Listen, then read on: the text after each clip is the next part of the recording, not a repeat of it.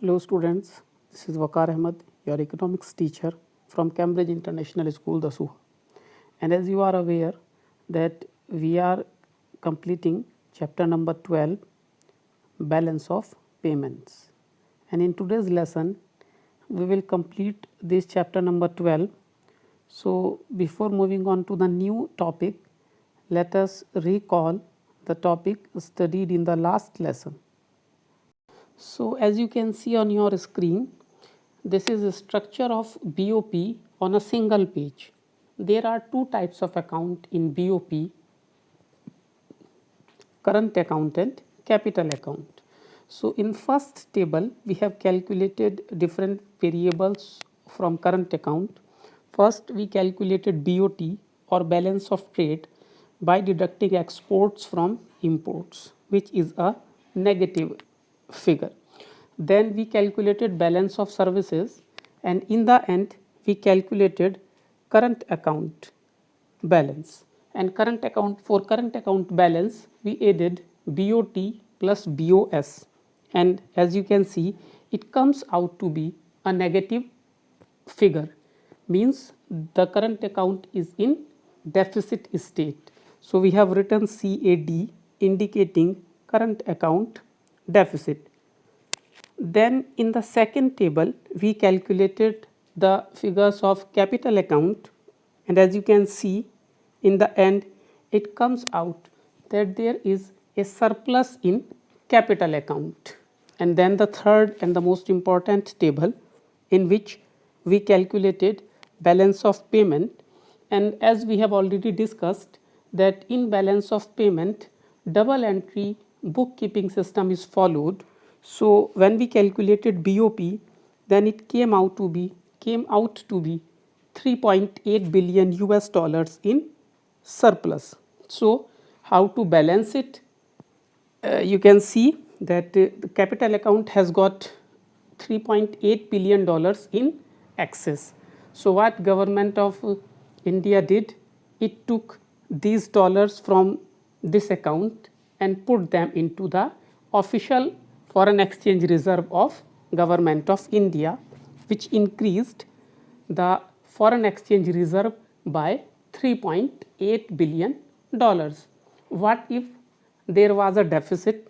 Because in our example it is a surplus. And what if there is neither deficit nor surplus, only a balance? Now we will study the answers of these questions.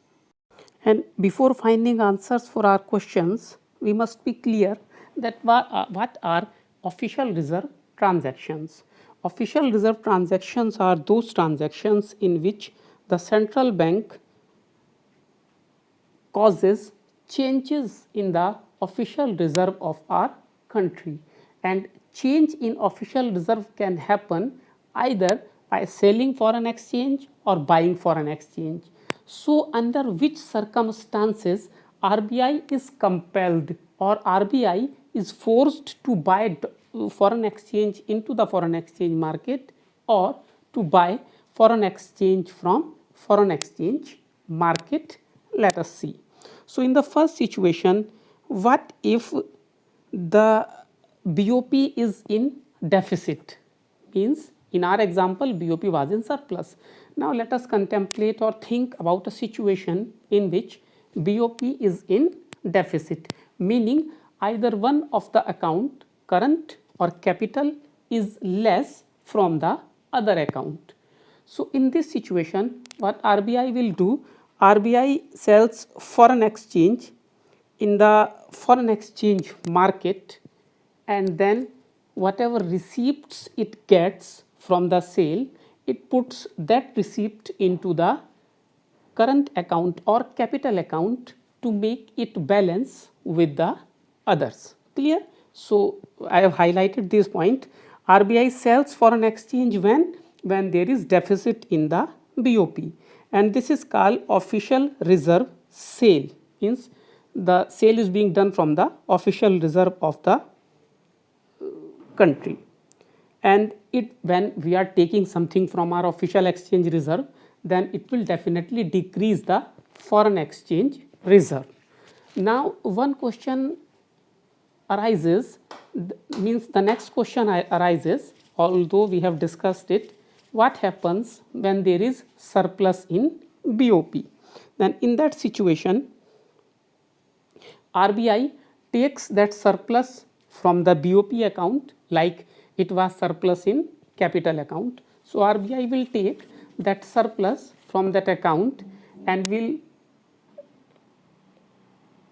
buy foreign exchange from the foreign exchange market and will put those receipts into the foreign exchange reserve of our country. So it will result in increase in official exchange or official reserve of our country, and I have highlighted this as well. So there are only 4 words you need to remember. If you are clear that what for official reserve transactions are: buying and selling from foreign exchange reserve of our country, these transactions are known as official transactions. And why would we buy? Because there is surplus in BOP. And why would we sell? Because there is deficit in the BOP. So if there is deficit, RBI will sell. If there is surplus, RBI will buy. Now, what are autonomous items or what are accommodating items?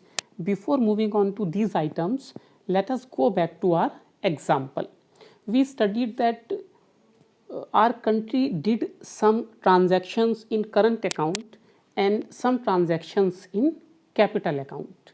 Both of those transactions were made or were done in expectation of earning some profit, some interest, some dividend, like some earning. Okay, so these type of transactions, these type of international economic transactions which take place because of some economic motives, like profit maximization, like interest earning, like dividend earning, all rent earning from property we buy abroad. So all these economic transactions are known as autonomous items, and these items are independent whether our BOP is in deficit or our BOP is in surplus.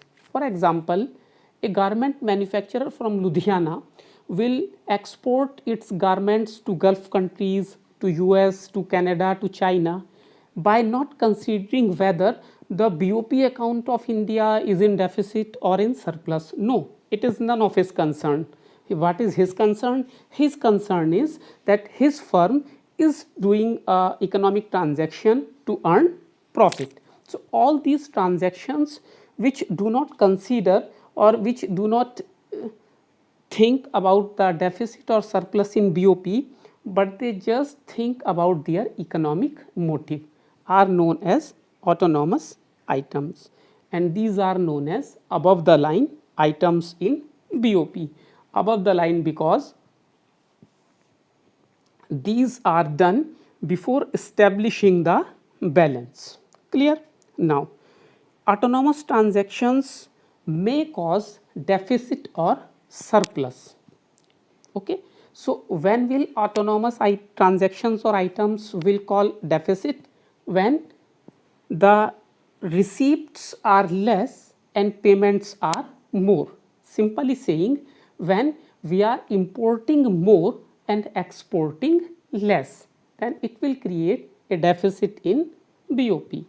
On the other hand, if we are importing less and exporting more, which will result in more receipts, more autonomous receipts and less autonomous payments, this will cause a surplus in BOP. So, we can say that autonomous items are international economic transactions which are made for some economic motive like profit maximization, and they may cause deficit or surplus in BOP. If autonomous receipts are less than payments, it will cause deficit, and if autonomous receipts are more than payments, it will cause surplus in BOP. Now comes the second type of items, which are accommodating items. So basically these are, you can understand by keeping in mind a word balance. These are balancing items. Let us define them. So these refer to international economic transactions that take place to cover deficit or surplus in the autonomous transactions. So like we saw in our example, there was a surplus of 3.8 billion US dollars, which increased the foreign exchange reserve through RBI selling 3.8 billion worth foreign exchange into the international foreign exchange market. So that transaction which RBI did of 3.8 billion dollars was because of surplus, or it would have been because of deficit. So those transactions which are taking place because of other transactions, they are not being done independently, are accommodating items. In other words, accommodating items are taken to maintain the balance in BOP account. As I just told you, selling of 3.8 billion dollars into foreign exchange market, or buying of 3.8 million dollars in foreign exchange market, these are taking place to cover deficit or surplus in the BOP. So these are accommodating items which are accommodating the deficit or surplus, and these are known as below the line items. Okay, so the, and what is the approach of government? Basically the change in foreign exchange reserve. So we can say that the official settlement approach, that buying and selling into foreign exchange market, is based on the assumption that monetary authority is the ultimate financer of any deficit in BOP, or the ultimate recipient of any surplus. What does it means? It means that if there is deficit in BOP, then it is the duty of RBI to finance that deficit, or if there is surplus in BOP, then it is for the RBI to receive that amount into foreign official exchange reserve. So that's it for today, students. Now, as you are aware, we have completed chapter number 12, balance of payment, and tomorrow we will discuss some probable difficult questions, means when all these concepts are put into words in a different manner, which makes us a bit confusing. So tomorrow we shall be discussing those type of problems from this very same chapter. Till then, stay healthy, stay inside, stay safe. Bye.